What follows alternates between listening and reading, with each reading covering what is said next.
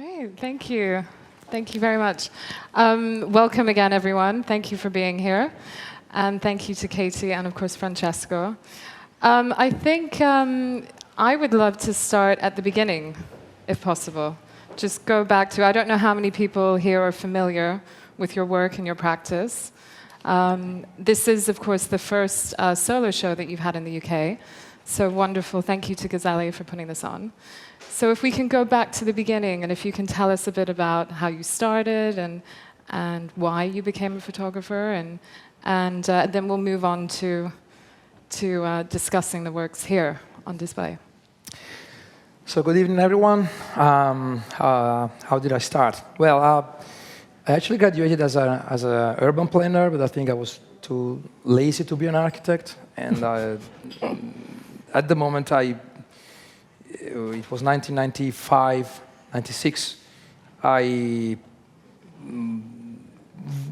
simply wanted to have my time for the research about what I was really interested at that time, which was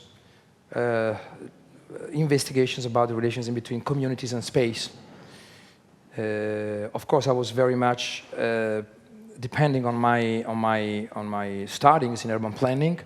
I think there was something coming in from anthropology, which I was starting reading.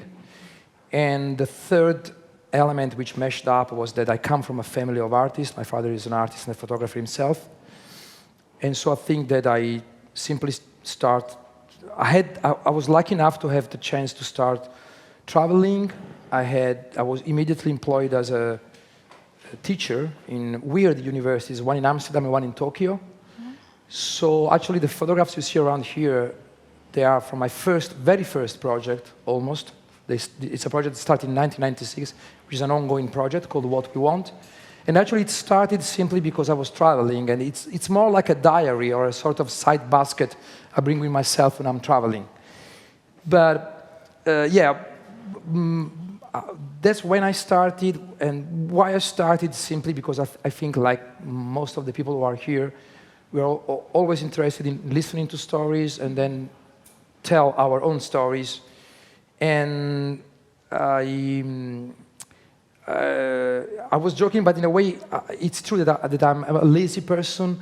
I had this medium, which was part of the history of my family, which was the very thing I really knew how to do that, even if I never actually studied art or never studied photography.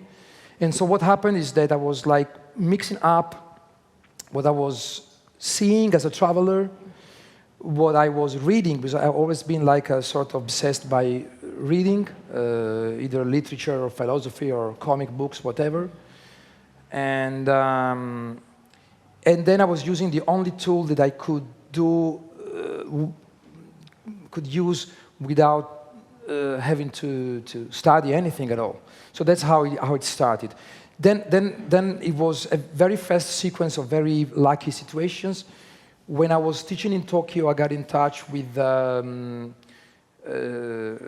famous architect who's Stefano Boeri, and together we founded this network of artists, or actually not artists, of whatever, people coming from different fields. And 1 year later, we were at Documenta, and 2 years later, we were at Venice Biennial. The network was called Multiplicity.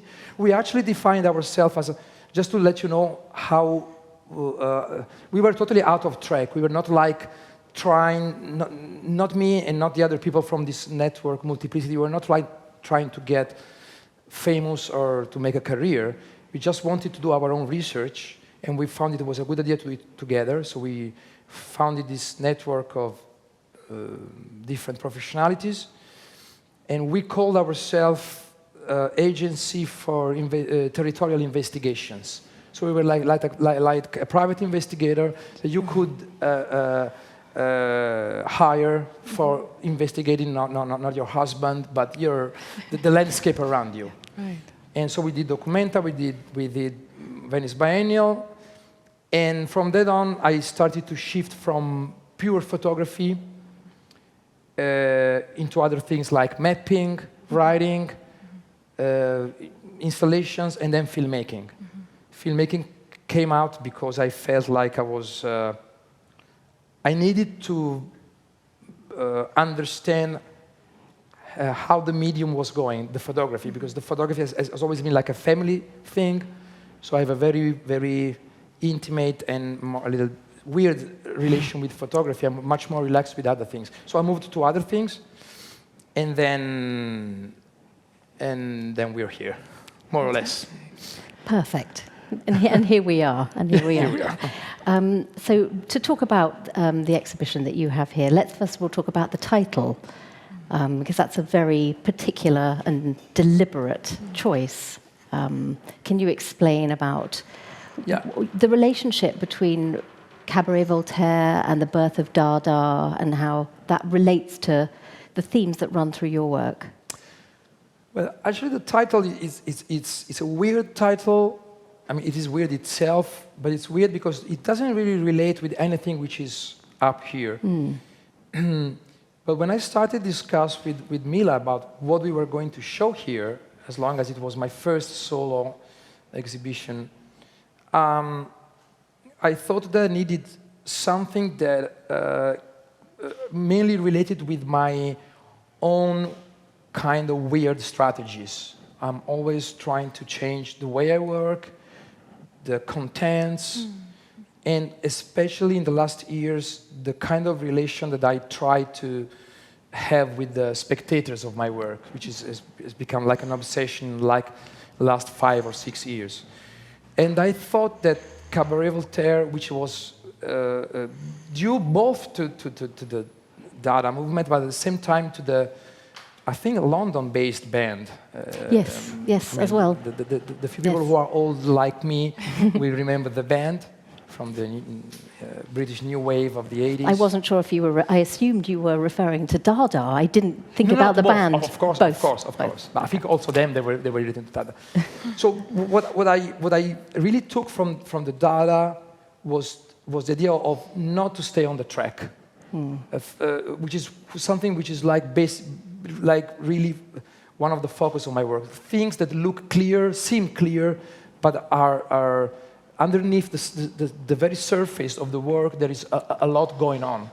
I always have this sort of very weird balance in between the density of the research behind the works and this idea of like in a Raymond Carver story, of minimalize the external aspect of my work.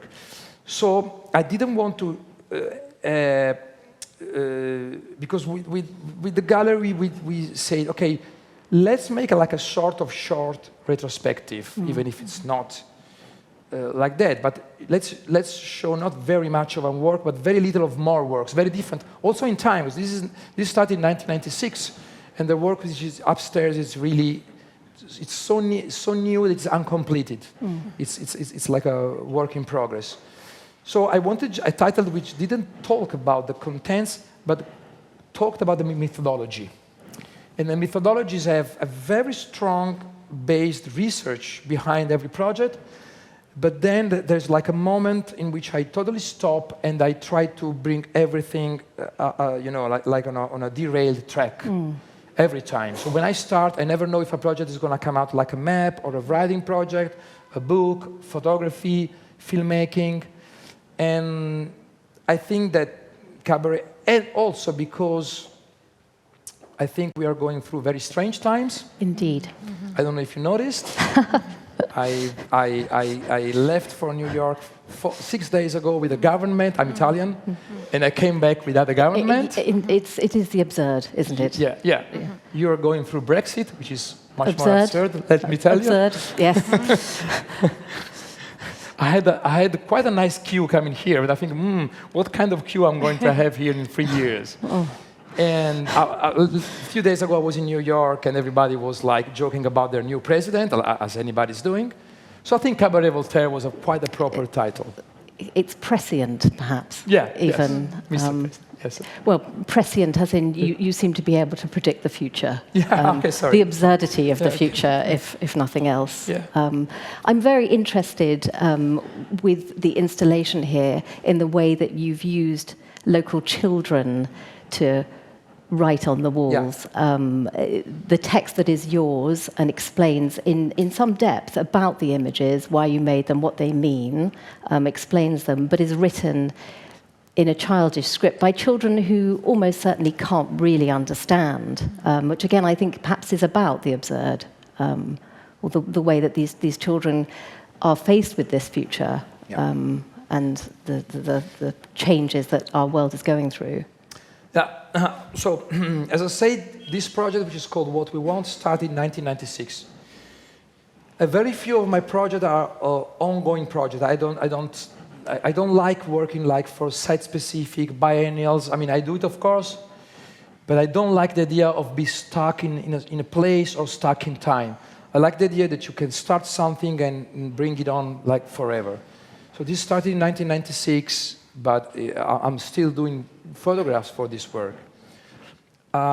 Actually, I'm not a flaneur. I'm not the kind of, I'm not like a sort of spiritual photographer. I'm not like Cartier-Bresson or Salgado. I'm just the opposite. I just don't take a picture because I see two dogs which are doing sex under a good light in the sunshine or something. All these photographs are the consequence of a trip, a journey I did on purpose. To this place, to make this image? Yeah, I mean, or to consider. I usually study an environment, and then I already know. For example, I didn't know that I was going to take a picture of this church in Kazakhstan, but I knew I was interested in the theme of the Islamic proselytism in all the countries of the post-Soviet system. So it's all the consequence of what I'm reading and studying, and I take notes.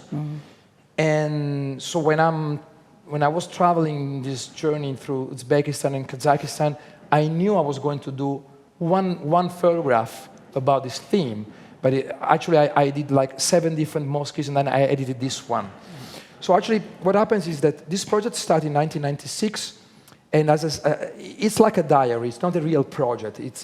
I travel, I do works, and I just forget them. I put them in a hard disk if they're digital. Most of the times, I just put them in a paper box because 95% of my work is made with a huge field camera.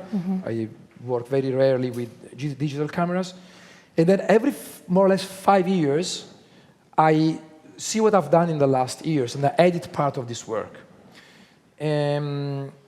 But as I told you, since the very start, this work is a consequence of the things I was reading and I was interested in. And so actually, when I was traveling these places, I already had a text, at least a rough cut of the text, which is the one that I usually publish on the books of this project. I already published 2 books of this project. So I already have a text. Then I refine the text when I am going to publish the book. But I go there with the text. For example, this picture, I really went there on purpose. That is Baikonur, the Russian cosmodrome. It's the best place in the world where to spit things in the sky, because it has the lowest magnitude on Earth, and as long as the most expensive thing for sending things in the sky is the gasoline, that's the place where everybody wants to live from. And everybody goes from Baikonur, except the Americans, of course, they're not allowed. The Chinese, Japanese, Indians, and of course the Russians, the European agencies. So what happened that after the collapse of the Soviet system, this one was actually in Kazakhstan. So Putin went to Nazarbayev, the Kazakhstan president, and told him, "Can I rent the city?" And the guy said, "Oh, yes, of course." Also because Nazarbayev was a KGB agent, so of course he said yes. He's not a real president. I mean, he's been there forever. He's been there since 1992. And so that is the first city on hire on Earth. I don't know if there are any others now, but for sure it's been the first one. And I really was, as an urban planner, shocked by the idea that you could hire not a car, not an airplane, but a city. And its people. And the people inside, of course. So the city is hired for 50 years.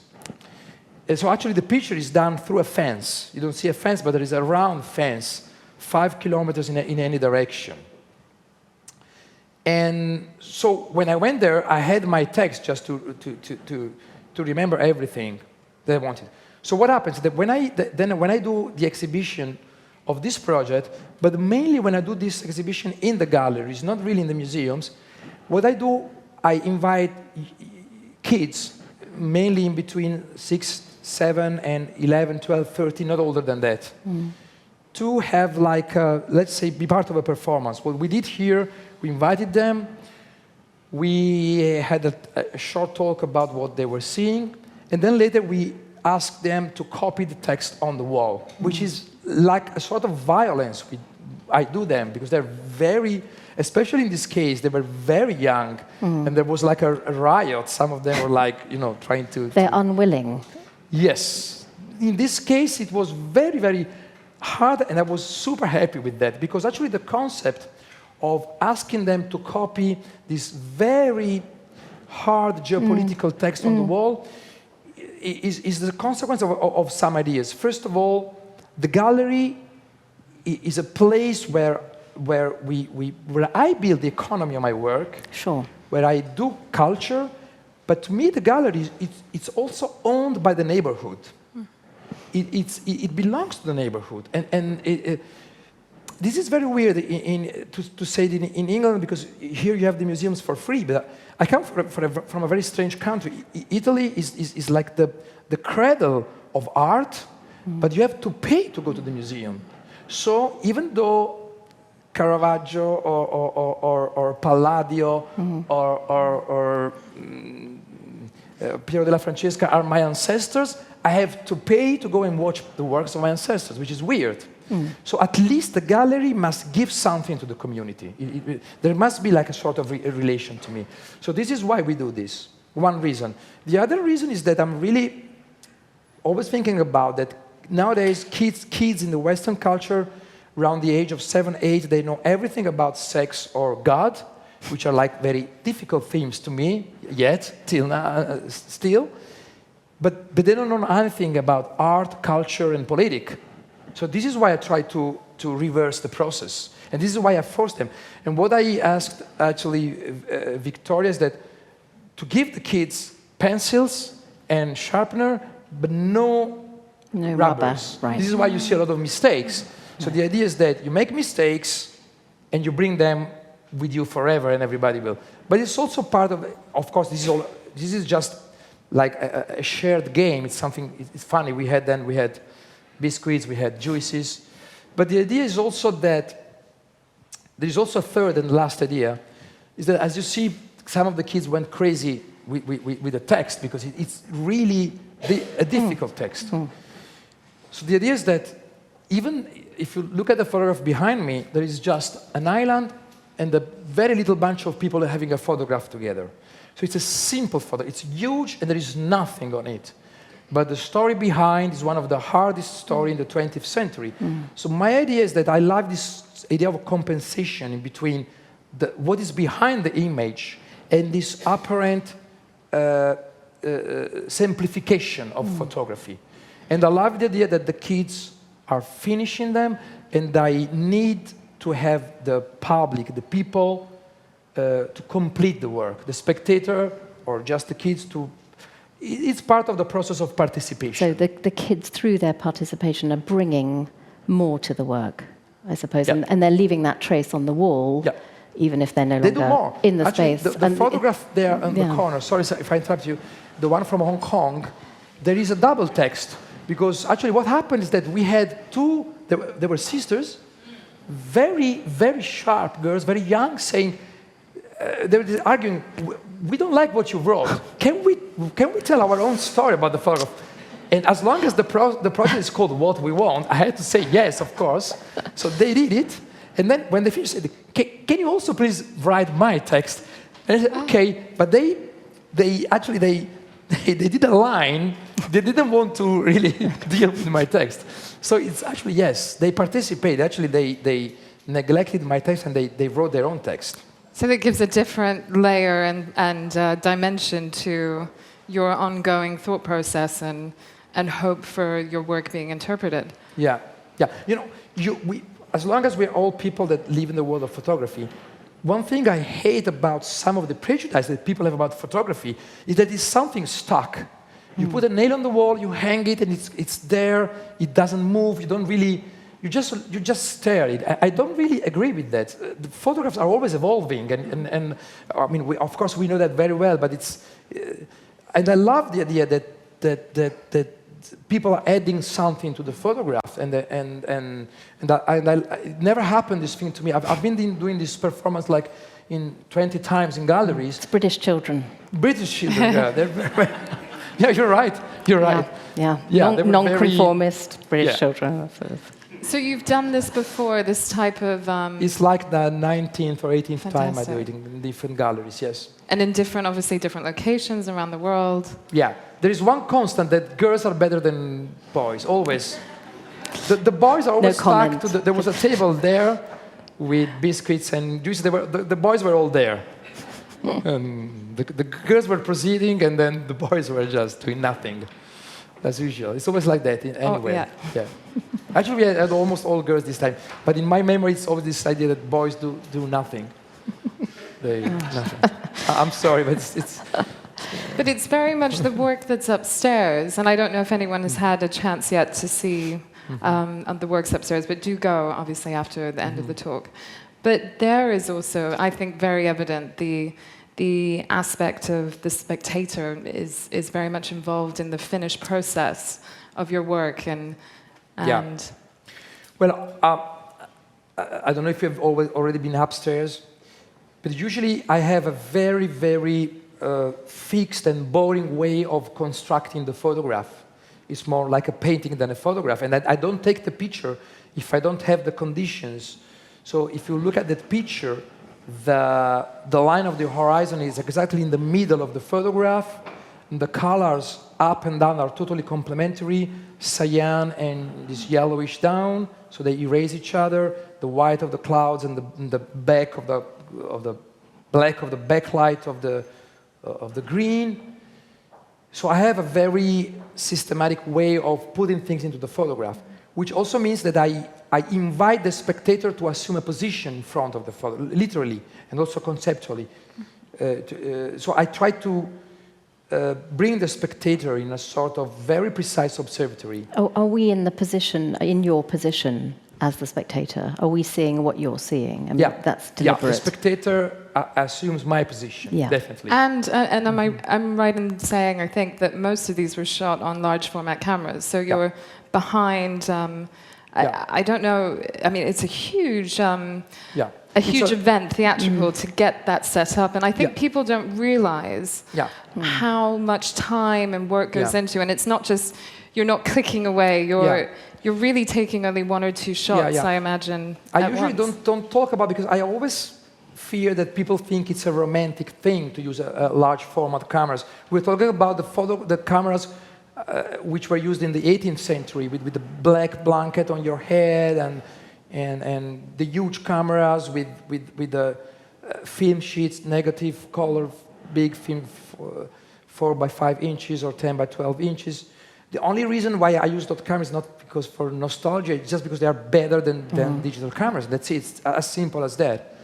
And in a way, they're even more comfortable, easier than the digital, because if you take a good picture, it's a good picture. Digital, you always have problems. Of course, when digital will be ready, I will shift to digital. It's just as simple as that. The film is just better and simpler, even if it doesn't sound acceptable, because I go around with a huge camera.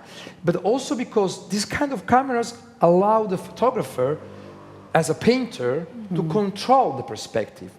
There is a very famous painting by Edward Hopper. It's not so famous, actually.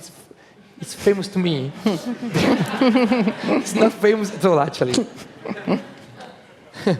But, I mean, it's part of the permanent collection of the Met in New York, but it's not usually displayed. Actually, it's a normal view of downtown New York, and it's a painting. And on the left up border, you see a piece of a lamppost, a little bit, not really straight, getting inside it, but a little bit. And I always ask myself, why did he do that? He's a painter. He can control space the way you want. But it's just because he was I think Edward Hopper was a very bad painter, but he was a very nice photographer. Definitely. Yes. He understood the artificial light and all these things. And I really thought that was like a sort of homage, you say homage? Yes, homage, yes. To photography. on the reverse way, I act like a painter.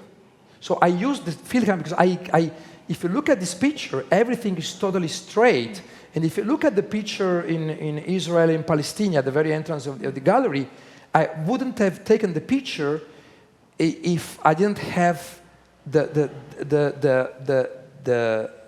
back in this foggy light, which is totally natural, and if I couldn't make a total coincidence in between this curve of the olive trees and that sort of weird look-like medieval Italian city on the background. It's a very political photograph, that one, about Israel and Palestine, totally political.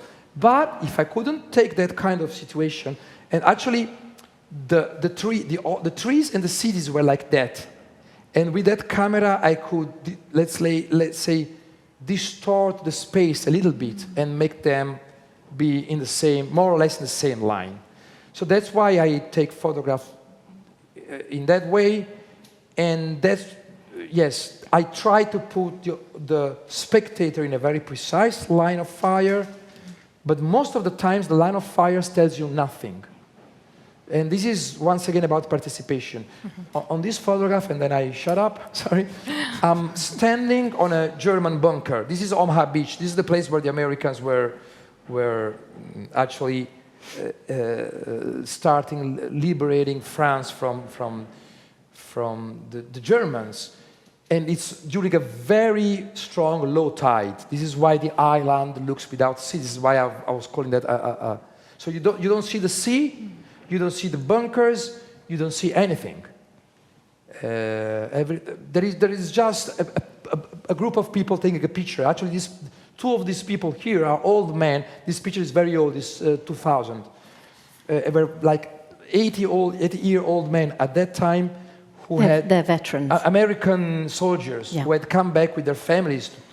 Were actually coming to the cemetery, which was on my back, to, let's see, meet some of their friends who died during that event. So there is nothing in the picture, and the idea is the spectator either is simply not interested, or he can try to go through this very unreadable text. But the point is that so you're making us work. Anyway. It's hard anyway, and you're making us work for it even more. Sorry? You're making the spectator work for it, actually. Yeah. Why is that? Because it's political. Right. Because I mean, it's very simple here. You have freeze here. I hate freeze. Sorry. I really hate it. You hate freeze, but maybe you like freeze masters, or no? Well, no, I'm joking. Of course, I don't. What is the point? Is it anti-commercial? No. To me, is that freeze has been the first fair I've ever been to in which the aperitivo was more important than sitting around the table and fighting for the meaning of the artwork. It was like a stage in my life, my experience, a sort of tipping of the life point of art. Yes. Of art. Yes. So to me, everything is political. Everything we do every morning is political. Every choice, every decision we make is political. So of course, everything here is political. And the idea is that either you are not totally not interested, or either you take your time and go slowly through. Actually, a few years ago, there was a touring retrospective of an artist that everybody knows and I love very much, who's Alfredo Jar. And the retrospective had a very good title. I was very envious. I love good titles. And the title of the retrospective was "It's Difficult," which is not a good title because people are not really invited to go to a difficult. People want to go, recently, I love Thomas Saraceno, but he had this exhibition in Milano at Hangar Bicocca. He had these bubbles of plastic air, and you could dive on them. It's easy. It's easy. Okay. He was a very good artist. Sure. Very good one. No, it's easy. Now he's an easy artist. So I prefer It's Difficult. So you're happy to position yourself as an artist that is not exactly difficult, but your work requires participation, thought, investigation. It's political. It's demanding. Which obviously are all things I deeply respect, but perhaps in some ways that makes it less commercial. Yeah, but actually, I'm an artist. which means I don't accept any other form of life if not mine.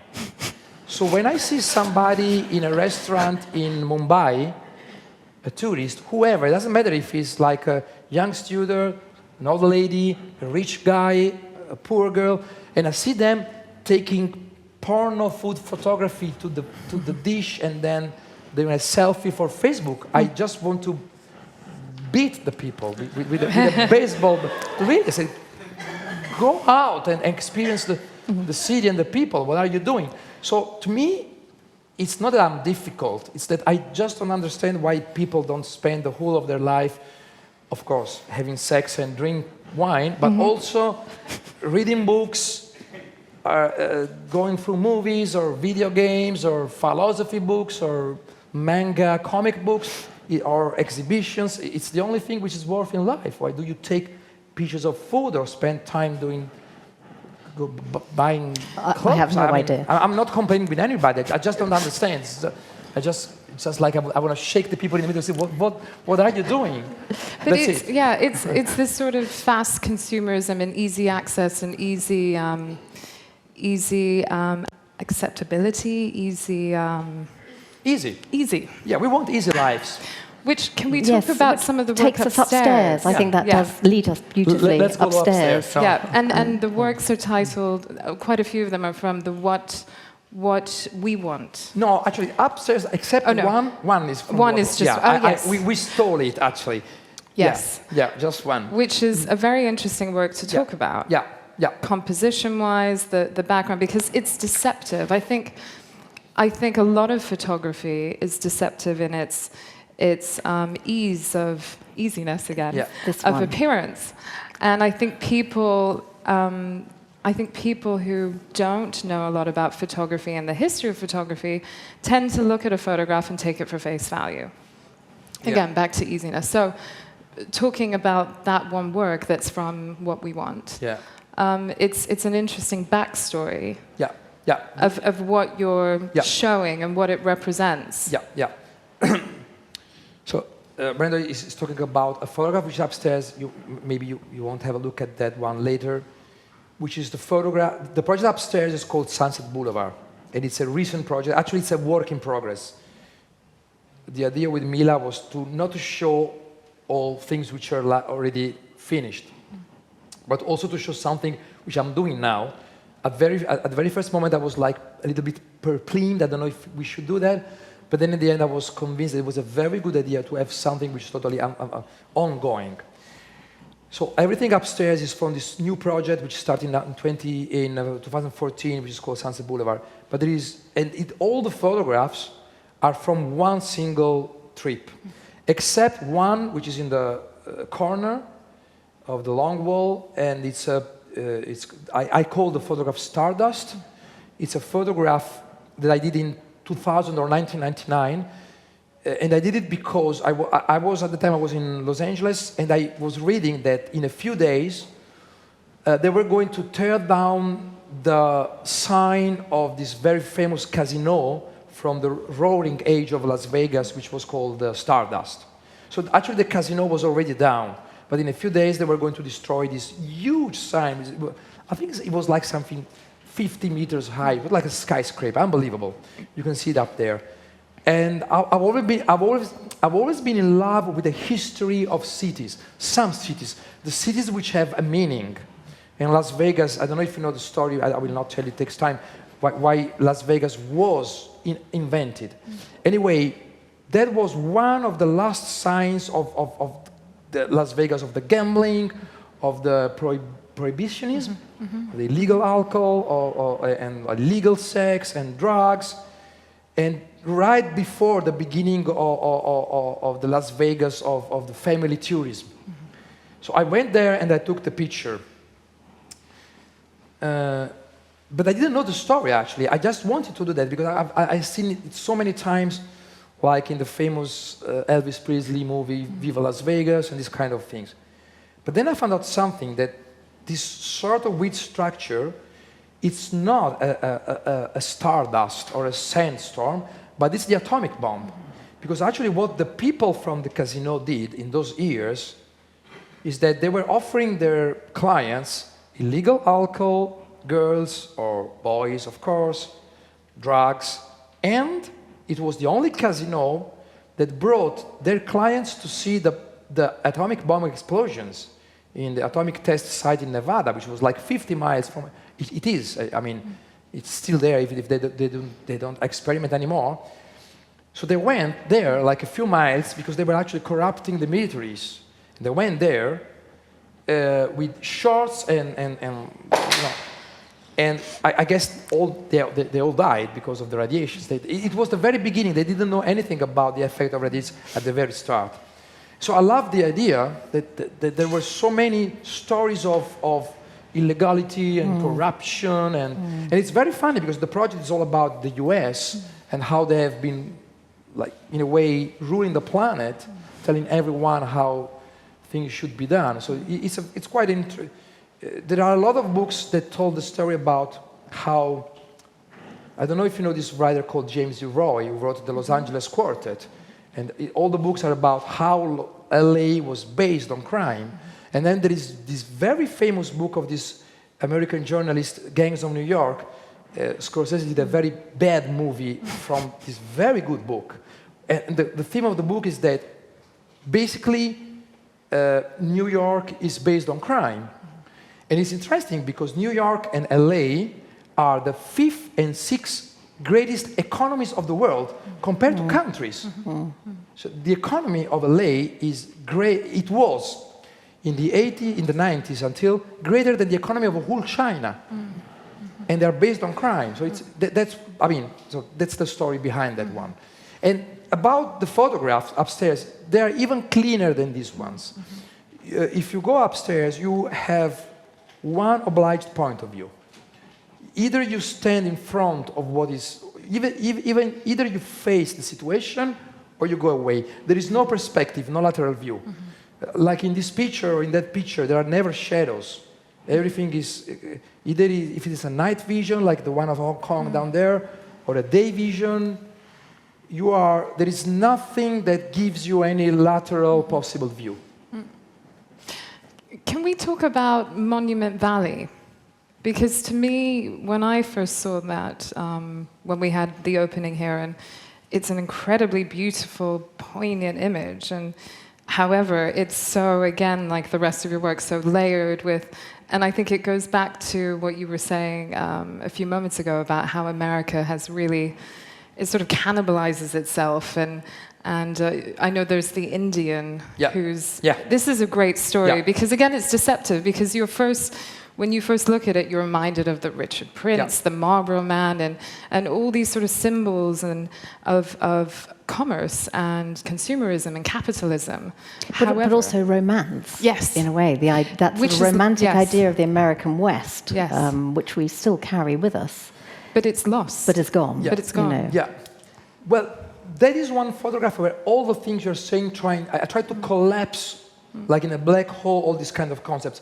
And it's one of the photographs where two of my main influences, even though I've never been very much influenced by photographers, in that photograph there is a very clear influence of Renaissance, you say Renaissance painting, Italian Renaissance painting, and on the other hand, of course, the influence of the Western movies by John Ford. Can I have the catalog? Of course. So maybe not all of you seen the photograph, which should be here, which is this photograph actually, and where there is this weird Indian standing there watching the landscape. So when I went here, I exactly knew where I wanted to go, because the place, not where the Indian is standing, but the place where I'm standing, it's called the John Ford Point. It's really on the maps. It's the place that John Ford, the famous Western filmmaker, loved to shoot some of his best scenes. And it's the place where he used to sleep, because when they stopped filming, the crew went back to the closest city, but he had a sort of cabin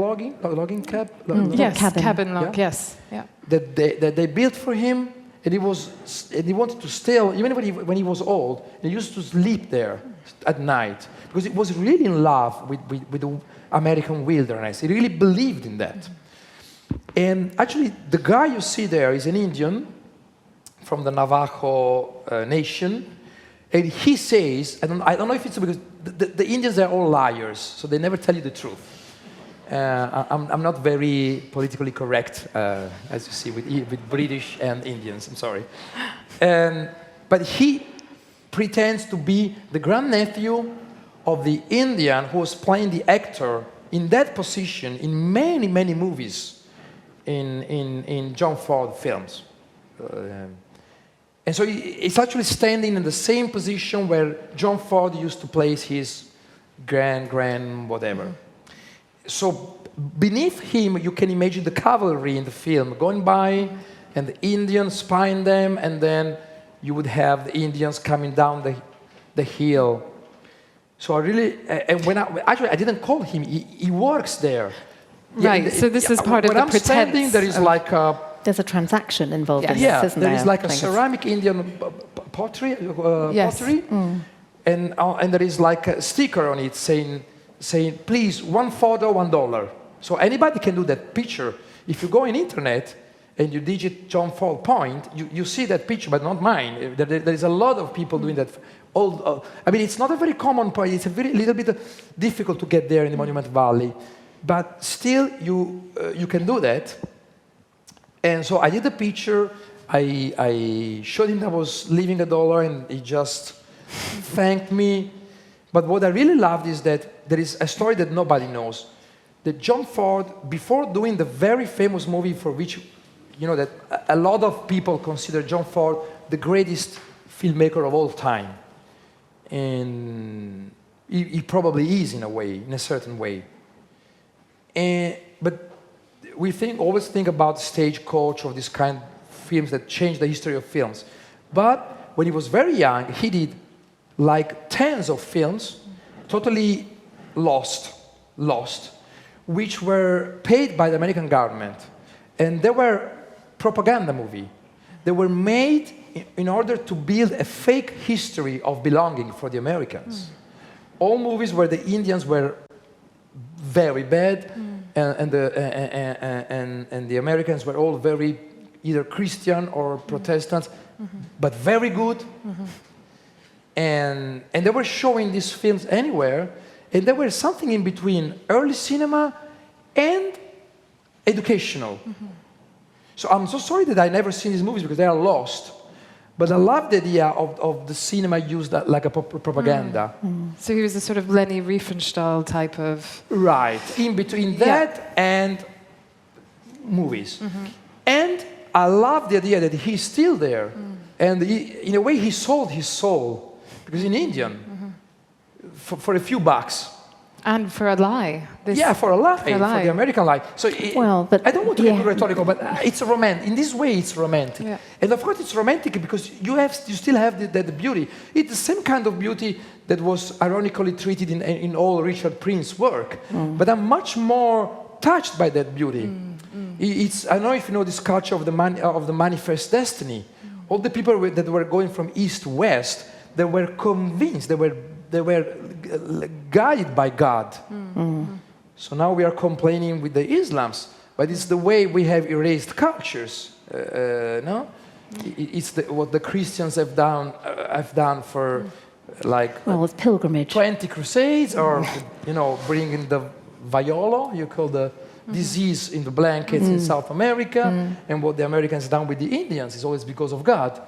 So it's a photograph where everything is collapsing, but you have just one landscape and one man, and that's it. And once again, the horizon is on the border, and the colors are always like erasing each other. I always have this sort of Cézanne color theory brought to photography. Yeah. And it is very cinematic. And that's why I use upstairs and here this format. I don't know if there are any photographers here. This is the 6 by 12 centimeters camera, which is still a field camera with shifts and movements, but it's a handy camera. So you still have a large format negative, you still can control the perspective, but you can move very easily. It's the camera I love the most. And the reason why I really love, because I can put in my painting construction, but it's cinema format. It's like a Panavision. I mean, the landscape upstairs with the camper van and the mountain, in a way that sort of, it's up here, it sort of encapsulates everything that is sort of good and bad about America, because Americans do celebrate, obviously, their landscape, and they were the first country to have the national park and to preserve their sort of land, and yet you've got this motorhome sort of destroying the environment, powering through it. And presumably that was just luck. You found that image. Definitely. It's just the most fantastic kind of coincidence of form, I think. It's the one you see right on your left. Well, that was stroke of luck. A stroke of luck. Yes. Stroke of luck. Stroke of luck. Yes. We have a bad expression in Italian for this, colpo di culo, which is much. That's much nicer. Yes. Okay. We won't translate that. Okay. Because actually, I was there to do another. I went that place which is called Picche Butte for another reason, and I was very disappointed. It's abandoned silver mine that you can visit, and I hoped to do a photograph about the silver mine, but it didn't work in the end. So I was driving away, and while I was driving away from the parking lot, I saw that motorhome. Motorhome, yeah. Yeah. And I just, stopped the car, went down, but I had to ask because actually there was a family living in there. They were there in that moment, and I did that photograph with a large format camera with a tripod. It took me like 30-40 minutes to set everything. Don't think about like a mobile or a reflex camera. But they didn't want to have a photograph. I don't know. I look like a Muslim. So probably, I don't know, they were all blonde. They were suspicious of you. Very suspicious. They said, no. But I couldn't go away. I mean, I had to do that picture. So I took a lot of time to convince them, and I did any kind of silly things, including calling a friend of mine from the MoCA, from the museum in Los Angeles, to talk to them, and of course they didn't care at all. That meant nothing. It was even worse. But in the end, I could convince them. So as you see, they closed the curtains, and they were all behind me looking what I was doing. So it was not. They were totally unpolite, as any people from. They were actually from Alabama. They were really as unpolite they could be, but of course I was asking for something there, and but very simple. The photograph is very simple. I just saw while I was driving that more or less the wilderness was more or less matching with the fake. How you say brush? This kind of painting on the facade, airbrush was like it was not really. They were like this, but once again with a large format camera shifting the panels, I could make them really join. So there's nothing artificial about it. It's not a digital photograph. And also I needed the shadow of the caravan to go in the left low corner, and the white line of the camper to go in the. I know it's like... No, but it's perfectly formal, isn't it? And it's constructed and formal. Anybody who studied Palladio architecture, it's that kind of trompe-l'œil construction. And also, the end of the caravan is the very middle of the picture. But it's, as you said, it's the Pilgrim Fathers. It's an old wagon with horses, to me. A wagon. Yeah. Like the first people who went through that prospecting for gold. Yeah. Which you show, don't you? There is the sort of diptych with the gold and the crashing of 2008. Yeah. And as you said, it's totally a contradiction because they have this beautiful landscape depicted, but they are using this huge van, which is like, yes. Destroying it. Destroying it at the same time. So it was, once again, a simple image, but there were so many elements of the story which were collapsing. But once again, I'm not really very comfortable with reportage photography. I'm not really I don't feel, as a photography teacher, as a photography historian, I'm not very comfortable with, Steve McCurry or Sebastião Salgado or Kudelka, whoever. I'm always very suspicious when everything is brought to surface, when the photograph tries to tell the whole story. So as a spectator, then why am I here? So that's why the story is there, but it's by. There's a nice sentence about photography told by William Eggleston. William Eggleston to me is like one of my great fathers, rather than people like Kudelka. And he said, I like photographs that continue under the frame, beneath the frame. Beneath the frame. Yes. The idea that you would, that objects that escape. I don't take photographs like him, but I understand what he was trying to say.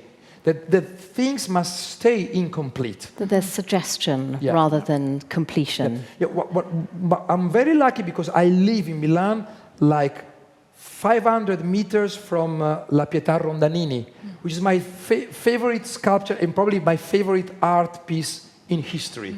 Of course, I'm Italian, and but I think it's the very masterpiece of art. And I really love the idea, not that the sculpture is totally incomplete, but whoever has seen the Pietà Rondanini, when you walk behind, you see that there was not enough marble to complete it. There is not enough marble to complete the Madonna.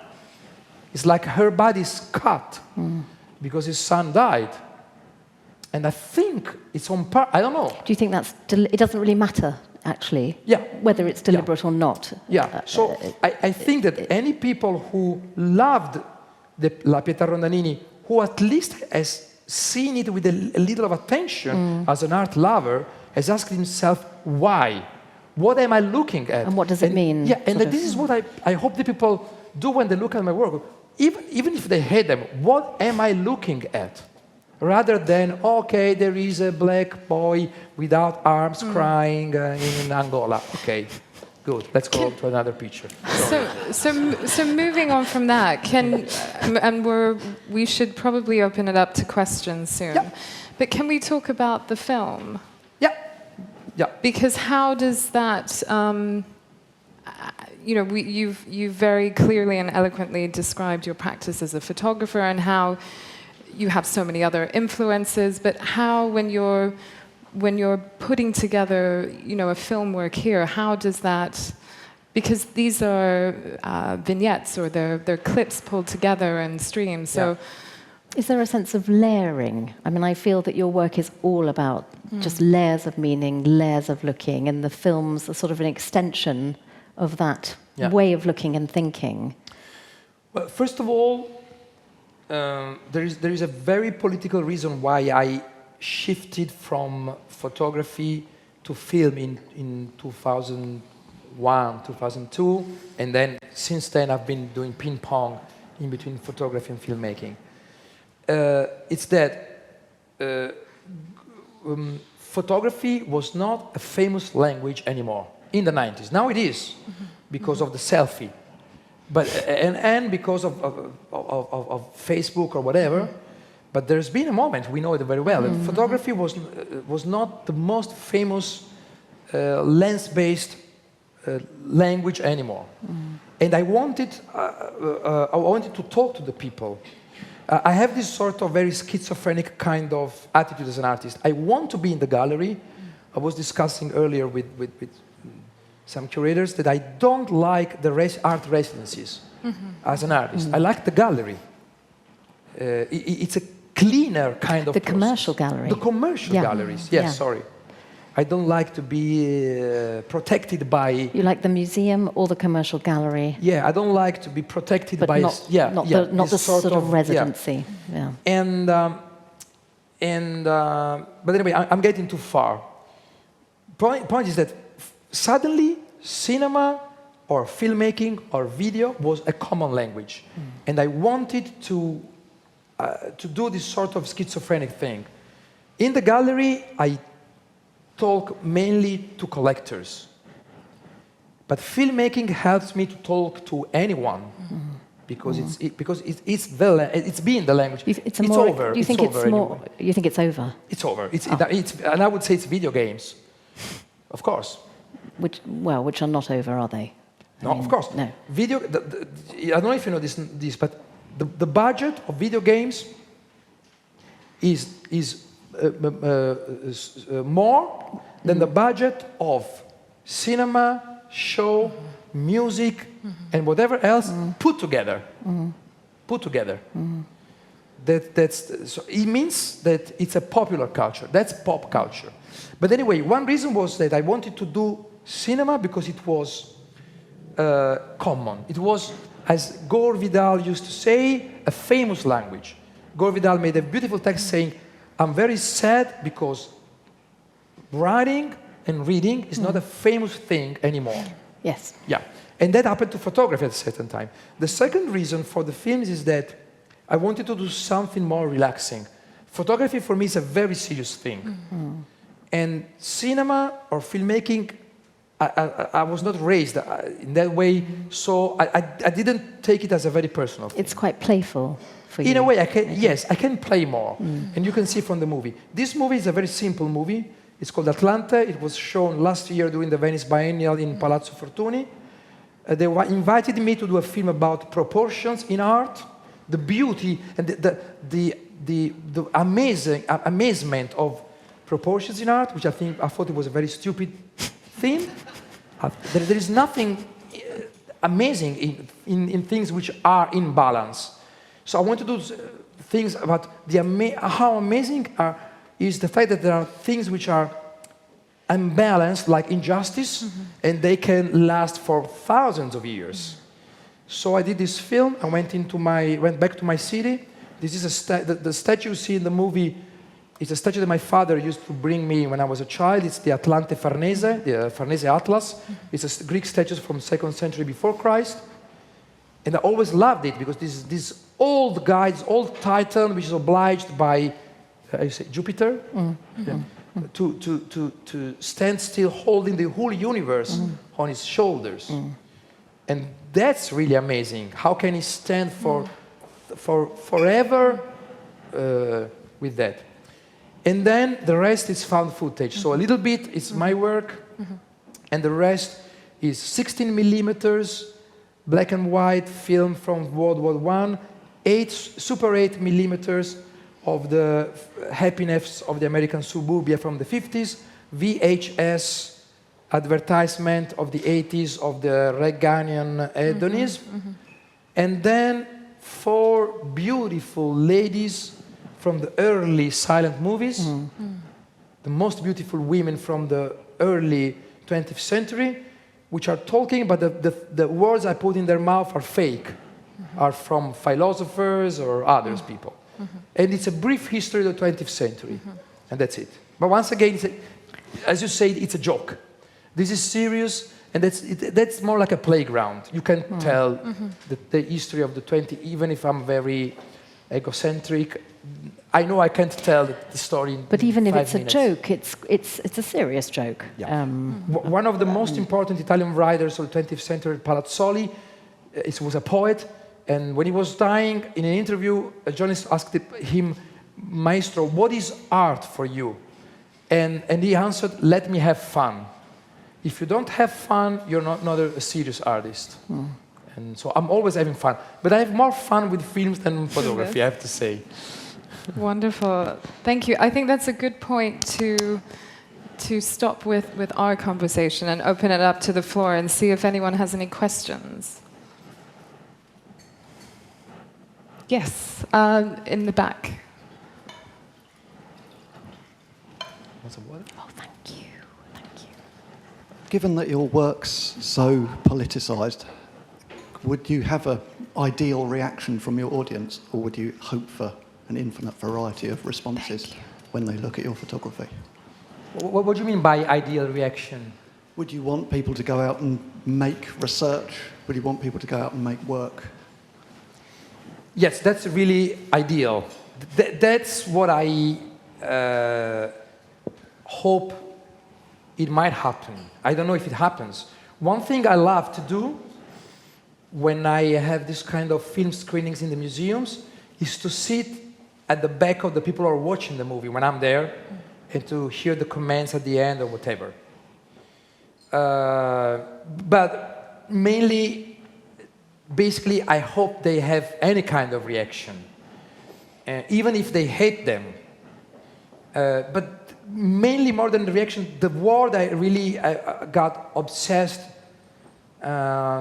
many years ago is the word of participation, which is slightly different from reaction. There's a book there on the shelf called The Prado. Many years ago, in 2010, I was invited by the Prado, as I think the Tate has, I don't know, it's the same, but as a program that they invite in residency one artist per year, and then they do an exhibition. And I was invited many years ago, but they are obliged to work on the collection. And you don't didn't like want that. to, I always complain. Yeah. I didn't want to do that. So I said, I want to work on the spectators. When they invited me, I had just finished a beautiful biography by Giacometti. And in the biography, at the end, he said, when I was a young artist, I went to the Louvre and I was really sexually excited by the artworks. Now that I'm more mature, I go back to the Louvre and I'm excited by the people. And I totally agree on that. And I was asking why the big museums don't have a collection of the spectators. The museums were born in Roma. The Museo Capitolino has been the first contemporary museum, the way we think the museum is today. And since then, we have collected any kind of useless things like textile, everything, except the visitors. Where is the experience of the visitors? Where are the feelings of the visitors? So what I did, I filmed in the Prado 800 spectators in full HD in scale 1:1. And then I did the exhibition in the Prado, in a corridor, during the day. But at night, we opened the windows and you could see the people from the Paseo del Prado, so from the street. So I was like breaking the box of the Prado and break it. And it's not easy because it's an ancient museum in Spain. They're not really flexible. So I was like fighting with the people in the museum, but I won almost everything. So it's not really about that I have in mind an ideal reaction, but I try to do something to have a participation of this. Every project implies a participation of the spectator. I have to say that exhibition at the Prado, I saw that. And I went to the Prado not intentionally going to see your show. And I think it was extremely effective because you were struck by, hang on, I'm looking at all this work, but you don't look at other people around you who are participating in this theatrical experience. And it was very, very well done, I think. I was very happy with that. Yeah. It was very difficult. And we gave the people something unique because I needed to film with the empty spaces. So what we did, we were like stopping the people in the Prado, any kind of people. They had to sign like a liberatory, like a release form, or release form, right? And what happened is that we said, but we have to film when the museum closed. So we were offering them dinner in the main galleries, and they could walk alone in the Prado. You can imagine it's something that it's the dream of every art lover to do that. So even if you don't see that it's in the book actually, these things, the dinner and because there is a final part of that book which is about the process. I always try to explain the methodology. I'm obsessed with bringing the process and the methodology in display. So it's in the book, actually. But even this is participation. The idea that you stop somebody in a museum and you ask them, can you give me your image? And in exchange, I offer you a dinner and I let you free in the Prado for a night. Wow. I wish I had been there. Yeah, it's like an orgy. yeah. It's like, it's Amazing. Yeah. Wonderful. Thank you. And did you have a question? Hi, I was curious about your approach with regards to time. You talked earlier about how you take pictures and then you leave them for several years before you then go back and start to edit. And you mentioned as well in some of these pictures that you deliberately don't even want to show time of day, that you also remove yourself in terms of times of years before you go back and look at a work. So I would love to hear a little bit more about why this is important for you.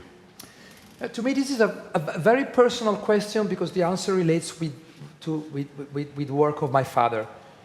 My father is an artist, a photographer, and he was very influenced by anything which, at that time, he was born in the 30s, dealt with surrealism and metaphysics, and not only in painting, of course, the Chirico, but at the same time, Magritte or Bill Brandt or Man Ray in photography. So when I was a kid, I used to go with my father. I didn't care about art at all. I started doing art when I was 30 years old. But I wanted to go with him because he was always traveling, and I wanted to travel. And one thing that I reminded was really shocking me that he was like, we were walking around, and then when he saw something he wanted to picture, he prepared everything, and he could wait even like 4 hours before. There is a picture of my father from the late 60s. There is a tree behind a wall, and then you see the tree also in front of the wall. Actually, it's the shadow of another tree. It's a very simple kind of metaphysical photograph. But I was there when we did that photograph, and we had to wait like 2 hours before he knew, of course, as any photographers, the way that the sun goes from east to west, so he knew that the shadow was going to go there. But I was I wanted to go away, I wanted to piss, and I wanted to eat, and my father was just like standing there and keep saying, wait. So I was like taught as a child that time is very relative from this point of view. And so, for example, the reason why there is not very much in the exhibition, only 2 works. I work very much with overexposed night photography, which is it's my way of doing surrealism. Because it's like, to me, it's like a film compressed in a snapshot. It's like a contradiction. Some of my photography works, there is a photograph I did like 3 years ago in Capri, which it took me like hours to take that one. And then for what? It looks like a daylight photograph, totally. Unless you start to see that the sea looks strange and everything looks strange. So my relation with time is that another thing I hate about the photographers like Salgado is that everything is very punctual. I hate the famous books about photography, like you go to a photography school and they tell you, read Roland Barthes, read Susan Sontag. I just tell my students, okay, if you want to waste time, read those books, then read the other ones.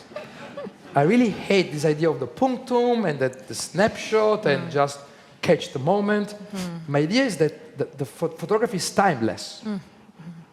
It didn't happen, you don't know if it's going to happen. It's like a multiverse kind of condition. So this is a requirement for patience, actually. Yeah, definitely. Yeah, for me, the picture and for the spectator. So when did this happen? Did this really happen? Because it's almost impossible to define time in this photograph. But in the kind of photographs I love, it's always like that. Time is not clear. And so this helps the spectator be suspicious. This is something I really need. Is this real? Are these people, there is no shadow, almost, there's a very tiny shadow on the right. Were these people really here, or is like a transfer, a photo montage or whatever?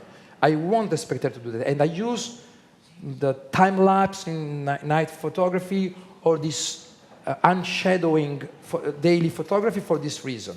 I want the spectator to say, this is fake. That's the use of time I do in my photograph. And then very simply, when you use a large format camera, sometimes it takes hours to do a photograph. So that time of thinking, when you take a snapshot with your reflex camera, you see something, you spend 10 seconds, take the photograph, and then go by. So the photograph, even if it's with a fast shutter, is the result of 10 seconds of thinking. But if it takes 4 hours, those hours have an influence on the image. You will keep on moving something. And that's why time is, for me, so important in photography. Much more than in filming, that I don't care. The film has no, to me, it's the opposite. Photography has timing. The film is, goes away. Just flows away. So film is a snapshot. Photography has timing. It's the reverse. So why wait so long to work on the image? Do you not start to feel anxious that you want to work on an image that you've taken? You say you wait several years before you start to edit or print those images. Why wait that long? Sometimes this project upstairs, I started in 2014, but the day it started, it's the day that the Lehman Brothers collapsed. Because to me, that's the day that the Western culture, the way we experienced it, was gone. But it took me 6 years to get to a rough idea. Some other times I do some pictures and I don't think they match with the body of work, and I put them away.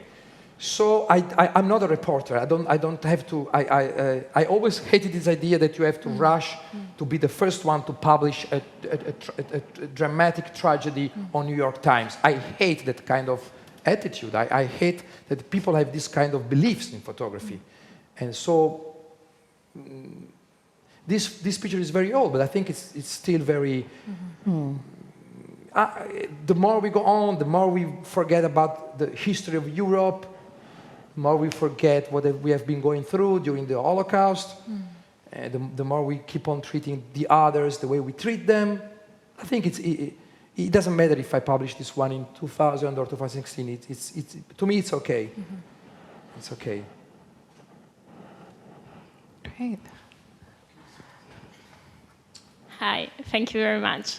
I want to pick up on your role as an educator, and maybe ask, what are the books that you do recommend to your students? And more importantly, how do you sort of retain this sense of the political vis-a-vis like the current sort of image culture? And how do you sort of engage in this discussion with your students or younger generation of photographers?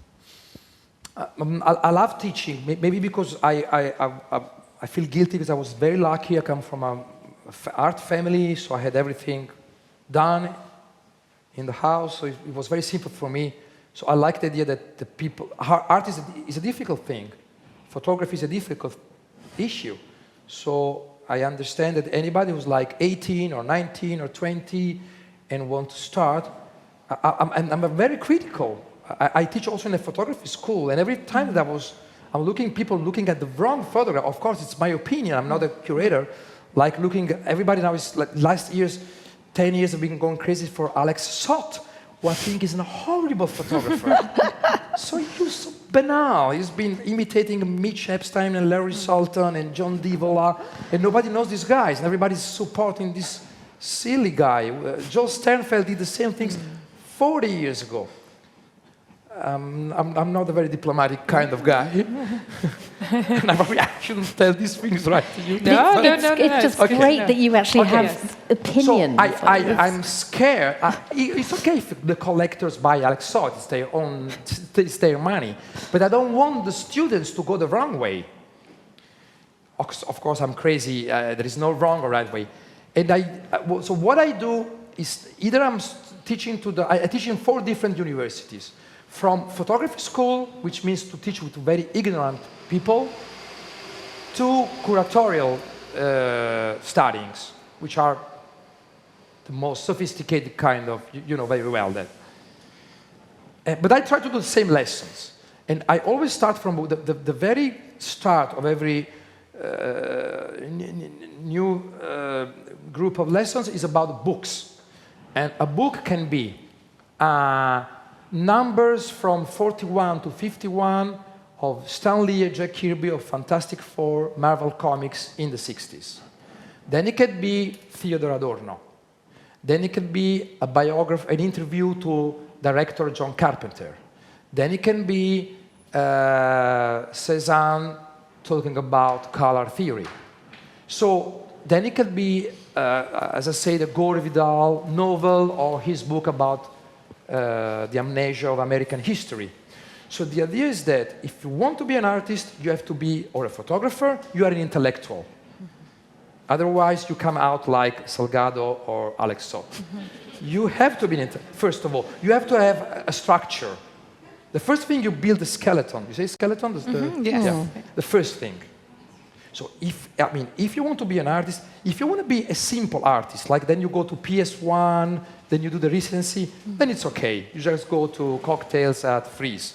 But if you want to be a real artist, you are an intellectual, a real intellectual. So one of the lessons I do is about contemporary history. And what I do, I take 4 books, which is American Pastoral of Philip Roth, Underworld of Dom DeLillo, The Correction of Jonathan Franzen, and the 4th one is not American, is the one from Michel Houellebecq. If this Elementals. If this man were an island. Yeah, the one Particelle Elementari. I don't know the English. Sorry? Yeah, thank you. Thank you. And these books are completely unrelated, but every single book is about a family. And every one of this family lived in one decade. The decade, you say? 50s, 60s, 70s, 80s. And every of this single family is like the metaphor of what was happening to contemporary history. So I take these 4 books, I read some samples in the class, and then I oblige the students to read them in this order. Not in the order they were written, but and I tell them when they finish, okay, now write down like a short script, like a pilot of a TV series. Every single, like the American Pastoral, season 1, Underworld, season 2. So what I try to give them is literature, philosophy, poetry, comic books, TV series, video games. I'm not an expert of nothing of these things. I just pick up things and I build mosaics of these things. So what I do with the students is try not to get them more culture, have a better culture, but to build a machine for the methodology. So you pick up something from comics, pick up something from photography, from art, from philosophy, whatever you need, and you, of course, these things have to be related with your obsessions. And then, so this is what I'm very interested about. I don't want to teach how to take a picture or to do a film or how to read. What I really care about is to discuss with the students when they are good students. Then it's very sad because when I have a classroom of 20 students, I know that 2 of them are good, and the other 18 will do something simple, like they will be bank directors or ministers or things like that. They cannot be like curators or artists. When at the funeral of Pier Paolo Pasolini, Moravia was crying, saying they killed us a poet, and the poet is an intellectual, and we have an intellectual per generation. we can't expect more than that. That's why I'm crying. So I cry for the students because I know they will go do something, a proper job. So you try to help everybody, but you know that not everybody will make it. It's a crazy fashion, the idea that everybody will be an artist.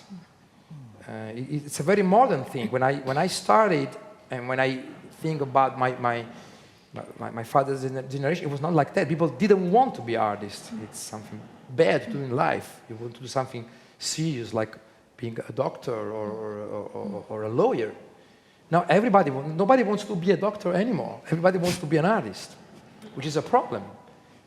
We have to face it. It's not because there is not enough room, but there's not enough people. I'm totally conscious of the weakness of my work when I look at William. Of course, I'm very proud of my work when I look at Alex Sott, but I usually don't look below. But when I look at Larry Sultan talking about photography, or George Sternfeld, or I say, okay, it's a long way. So yeah, I try to make them read a lot. But I try to help them to pick up things and match them. Can we go back to the second part of the question, which was more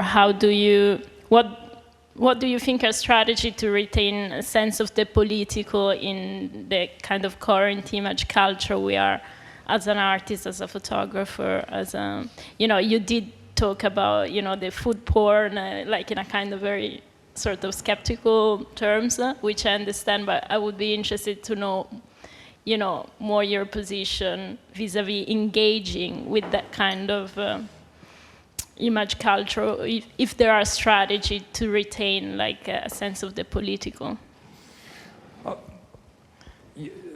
You're Italian as me, so probably you know this.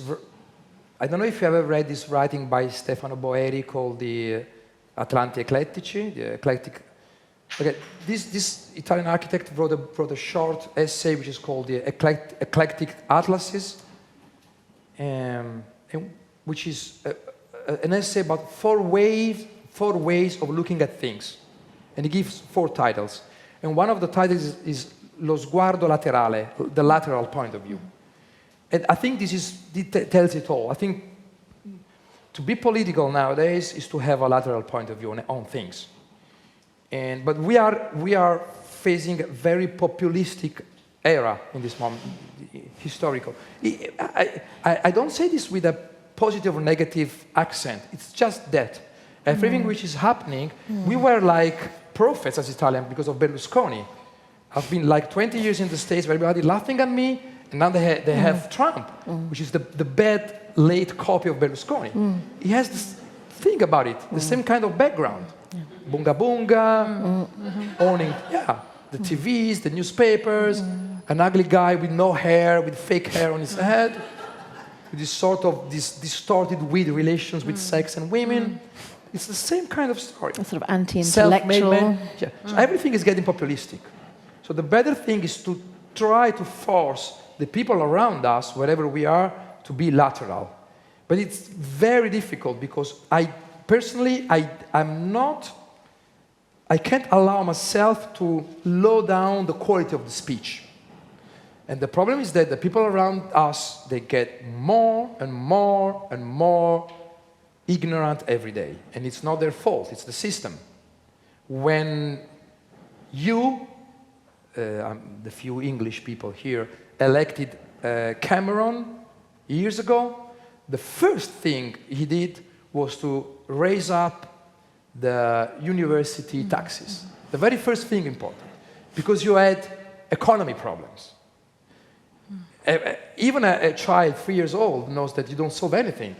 If you have low taxes, you have 1 million people paying one pound.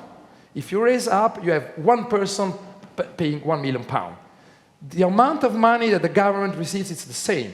What was the strategy? To build this sort of new neo-medievalism that you are living. And there was nobody here saying, oh, is it for money, or is it just because this is the general strategy? So the problem is that how do we talk to the people? Not us. we have a window here, but it's very hard to talk to the persons outside there. It's very difficult. I was on the tube coming from Heathrow, and anyone was on Facebook. Ah, nice girl. Ah, nice. The new Audi came out. That's it. I don't want to get rhetorical. It's that. How do we talk to the people? There was a sticker in Tate when you were at Tate. They had these stickers, which was how do we talk to the people? So that's political. To have a lateral view on things, and that's the easy part. The difficult part, how do we do this? How do we bring the people in? And it's a lost game, of course. It's a losing game. There's no way. But there is fun trying. Can you take comfort from the fact that audiences for art are increasing all the time? Sorry? Can you take comfort from the fact that more and more people go to see art? More people visit Tate than probably go to see football matches. Yeah, but this is UK. I'm not so sure that in Angola or in Uruguay it's the same. Sure. I'm very, very unpolite with UK. I've always been. But now, because of Brexit, even more. It's of course, it's very. It's almost impossible to be polite with the British. It's, in the gallery, they are going to show the film about Dubai. Yes, right? And there is, if you come to see the film, there is a chapter called The Brits. Sorry? I was already shown. So it's better you don't watch that chapter. It's not really polite with the Brits. So, UK is always like that. You erase the middle class eons ago. You have these very rich people, and then you have the worst newspapers in the world. Oh. Yeah, the worst newspapers I've ever seen in my life. So it's very difficult. The point is, who are the people? So on one side, you're right, more people go to the museums. On the other hand, do you have MasterChef on TV here? We do. You have X Factor? Yes. Yes. These reality shows. Compare. Yeah. Or we have all the same Jersey shows. Shore. Yep. Yeah. We've all the same. Jersey, sorry, I don't watch. Yeah, I don't. Okay, well, there it is. Actually, I like that one, but I didn't. Yeah. So compare. That is the people. That is the real people. And they watch for 4 hours some stupid people cooking. Think about it. Aren't you in danger of being extremely condescending? Sorry. Condescending. I think you're being condescending. Maybe. Okay. Probably. I mean, I watch MasterChef. Yeah. No. Listen. If I tell you what I watch, I'm totally crazy with this. There's a program in Italy, you don't know, which is called. So it's people getting married, and they go to this famous place near my city, Napoli, which is like a fake castle, and these unbelievable people doing unbelievable, spending all the money they have for having like a Cinderella kind of wedding. So I love trash TV. I love it totally. But at the same time, one of my students did a very nice project. He took the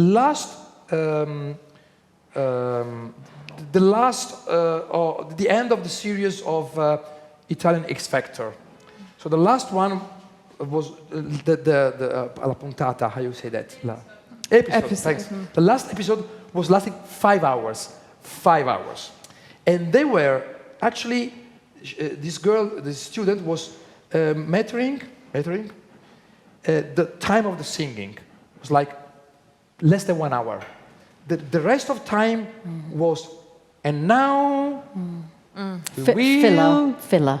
Yes. Yeah. So, try to think about the reverse image. Be the television and watch the people staring in a house and then wherever. wherever. Millions of people spending 5 hours, like a vegetable.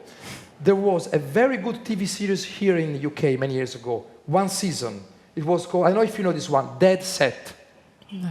Nobody saw it? It's British.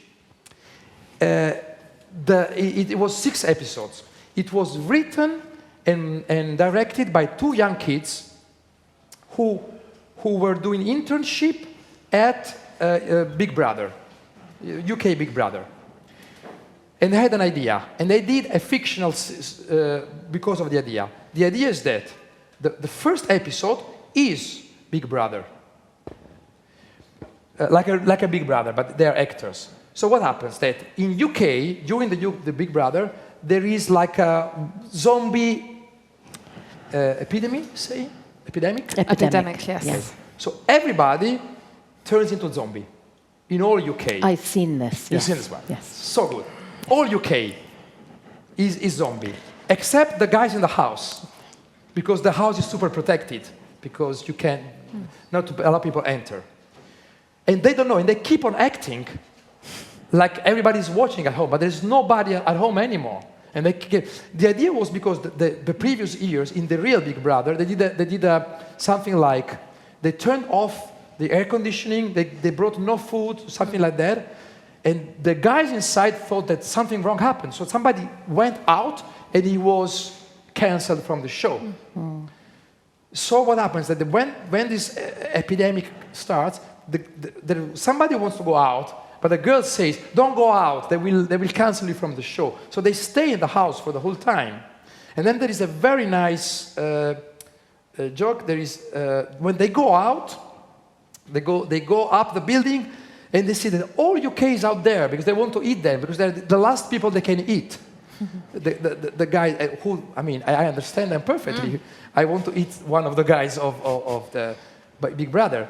And then there is a beautiful girl that starts crying, and she she just cries, and you think she's crying because she says, I was doing blowjobs to anyone, and nobody was watching. This is very good British black humor. So this is good art, a good art piece. Good art piece. I think that's a great point to end it on. Yeah, sorry. was not very artistic. I'm sorry. An artistic ending. Well, thank you so much, Francesco, and also Katie. Oh, thank you. Thank you. And yes, thank you all again for being here. Sorry.